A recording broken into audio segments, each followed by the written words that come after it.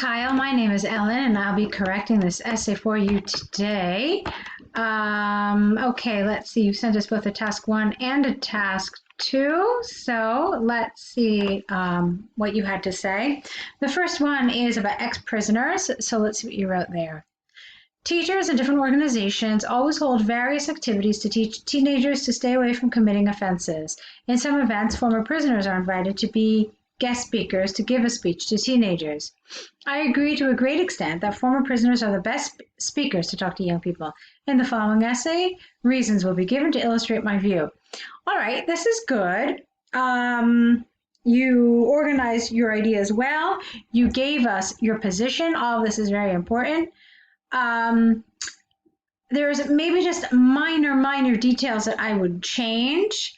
So, for example, I wouldn't have said in some event. I would have said in some of these events. This is a better way of linking events here back to this word here, activities. So listen to how it sounds and see if you can see the difference. Teachers and different organizations, and not always, and that's also not really appropriate. I would say often, because always is really rather absolute, and you want to avoid language that is too absolute when it comes to IELTS. All right, so let's try it again. Teachers in different organizations often hold various activities to teach teenagers to stay away from committing offenses. In some of these events, former prisoners are invited to be guest speakers to give a speech to teenagers. I agree to a great extent that former prisoners are the best speakers to talk to young people. In the following essay, reasons will be given to illustrate my view. All right, I think that sounds a lot better. It was basically details that we had to work on, but still I think those details make a difference. Let's move on. People who have been in prison understand best what criminals think about and have been through the whole time. Former prisoners can share their family and education background, peers they were with, and the experiences in prison. As these former prisoners have already become good citizens again, they can tell the teenagers about the reasons for something, for this fundamental change. After listening to their stories and thoughts, adolescents can connect their own background and thoughts with the ex-prisoners so as to avoid making the same mistakes. Teenagers can have a better picture about prison life and be deterred away from committing offenses. All right, so the great news about this is your grammar and your vocabulary are really quite nice. They're very good. I think that if there's one thing that, and I don't want to be very absolute about this, but my one little concern is with the progression of your ideas. So I actually want to read this again. Now, the way your ideas progress has to do with your coherence and cohesion score, so it is rather important. Your paragraphing looks great, no issues there. But again, I just want to make sure that there's a logical organization and that all these ideas are well linked together. So just give me a second to look through this paragraph again for that linkage. Okay, so I read it a couple of more times, and I want to give you a little feedback about this paragraph. So you've got this topic sentence here, and people who have been in prison understand what criminals think about and have been through the whole time. Now, when you say the whole time, what do you mean? The whole time of their sentence, throughout their lives? It's not really clear with this expression, okay? So one thing that I would have done is I probably would have changed this to throughout their lives. And the reason why I would do that is because it more specifically relates to that next sentence, okay? So they know best what criminals think about and have been through their whole lives. Former prisoners can share their family and education background, peers they were with, and experiences in prison. Okay, so this connects, because the whole time when I read it, I thought that you meant the whole time they are in prison, but that doesn't connect to the following sentence, so that's why I would change that. Okay, and then again, their own background, their whole lives, that fits better. And then it makes a lot more sense. So I think that was the problem. In the end, it wasn't really so much coherence and cohesion. So it wasn't that the ideas weren't connected well, but you just had a wrong piece of vocabulary here, and that kind of created this impression. So let's move on. Some may say that teachers and social workers can serve the role of sharing drawbacks, committing offenses, and going to prison. However, it is often that educators and social workers do not have any criminal records, let alone going to prison. The stories they tell are usually learned from people who have been to prison. Thus, their sharing is artificial and may even sound condescending to teenagers. This will not serve the purpose of teaching young people the danger of committing offenses. On the contrary, for real former prisoners, young people will recognize the truthfulness and meaningfulness of their experiences and learn something from them. Okay, so let's take a quick look at your conclusion, and then I'll come back to the second paragraph. In conclusion, I regard former prisoners as the best people to teach adolescents to stay away from committing offenses to a great extent. Okay. So this is okay. It's a little brief. I like brief conclusions, but this almost felt a little too brief. It's just one sentence. And the other thing that makes me feel that way is you use a lot of the vocabulary that you used in your introduction. So look, committing offenses to a great extent, committing offenses to a great extent. So I would have liked to have seen a little different vocabulary here. And again, I think one extra sentence would have made a difference. Now, I want to go to this paragraph. This, it was an interesting paragraph, and I liked it in many ways, but in other ways it had some problems.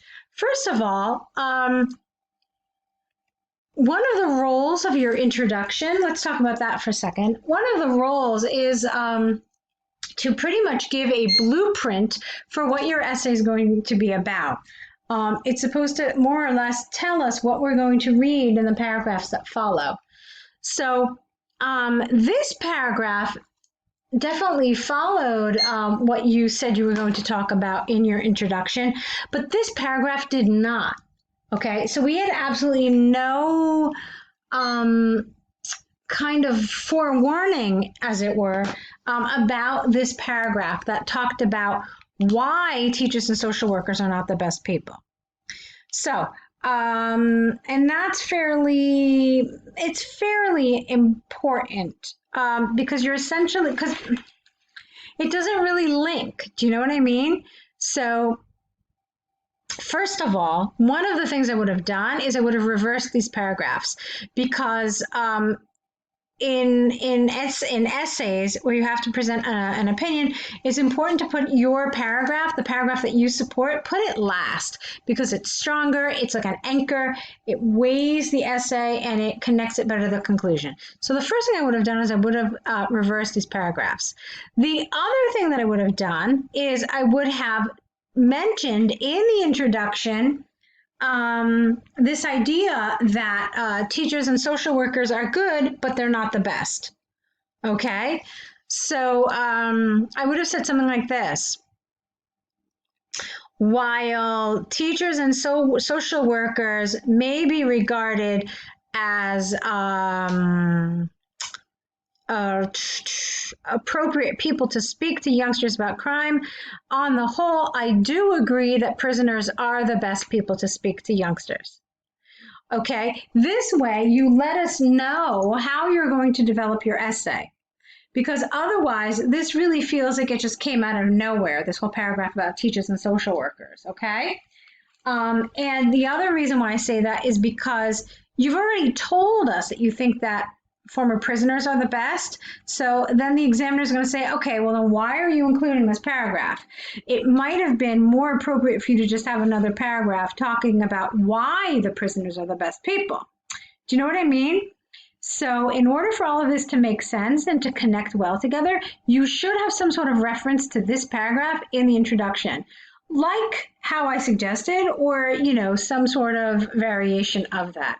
Okay, so I do see a lot of great things in your writing. I saw a lot of really good grammar, no real grammatical mistakes. And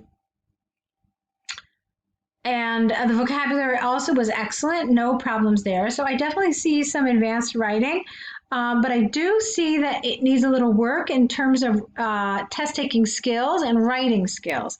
Not language, but writing skills, okay? So with that, I want to move on to your task 1. I also want to look at the email you sent us. So let's see. Okay, 6.5, fine. Okay, fine. So let's take a look at your task 1, shall we? The bar chart compares the figures of unemployment, get rid of this, in 6 countries in Asia from 2012 to 2014. Overall, it is clear that the unemployment rate in the Philippines remained, with an ED, the highest throughout the 3-year period, while Thailand had, past tense, the lowest in 2013-2014. Also, the Philippines, China, and Japan had more people unemployed in 2014 than in 2012. On the other hand, both Singapore and India had, again, a lower unemployment rate after 3 years. Okay, so this is your overview, but it doesn't read like an overview because there's really a lot of detail. Remember the job of the overview. It's essentially supposed to give the most obvious trend, the most obvious thing, the biggest change or something. So here, I think you would have been absolutely fine if you had just said that Philippines had the highest unemployment rate throughout the period. Done. That's it. Or you could have said Philippines had the highest unemployment rate throughout the period and Thailand the least. That also would have been okay. But anything after that, it ceases to be an overview. Okay? So a lot of this information was not really, it was a little too much. Also, oh yeah, this information here. Okay. Alrighty, so let's move on. In 2012, the rate of unemployment was the highest in the Philippines at 5.5. India came in second at 4.8, followed by China and Japan. Singapore had the lowest unemployment rate at 2,000. No figures of Thailand were given. Fine. In 2014, all right, what happened to 2013? The first 4 ranking of nations having the highest and the lowest unemployment rate remained the same. From the Philippines at 5.9, India, China, and Japan at 4.2. Thailand scored the lowest at 112. All right, you didn't mention 2013 at all. We'll talk about that in a minute. In the Philippines, China, and Japan, there were more unemployed people in 2014 than in 2012. By contrast, the number of unemployed people dropped in Singapore and India. Okay, so, all right, do you know what the big problem here is? You completely left out data for 2013. I know you're probably thinking, well, who cares? I go from 2012 to 2014. No, you have to, because you see, there's something called key features in these IELTS Task 1s. And if you look at the band descriptors, it even says that if you miss any of the key features, you cannot get over a band 4. Now, what are the key features? It's your categories, essentially. So here it's all of your countries, and then it's also your years. So in order to not get a 4, you have to at least mention once all of these categories. So the good news is that you mentioned 2013, all right? You mentioned it here. The problem is that you never actually addressed it. You never talked about it. And so this is going to definitely drop down your score. Maybe to a 5 for task achievement. And of course, the other areas were fine. But because you were missing some important data here, I mean, you essentially left out a category. It's a problem, okay? So even here, where you had this opportunity to talk about Thailand, you never said that Thailand's first figures were in 2013, okay? So here, for example, you could have said it. So Thailand scored the lowest at 120 in 2014 after having higher unemployment the year prior. So even something like that would have been effective, okay? Now, you didn't have to mention 2013 everywhere, but I do think it was worth mentioning it in a couple of places. So for example, I think in the Philippines, where the number went down, I think in India, it's really important because that was the highest figure for India. Okay, and again for Thailand. So there were 3 instances where I thought you should have mentioned 2013. So let's see. And to be quite honest with you, I'm not really clear about how you organized your data. I understand you've got this overview here, you've got one detail paragraph, and then here you have more or less a conclusion. So by doing that, you really missed a wonderful opportunity to develop this in a more appropriate way.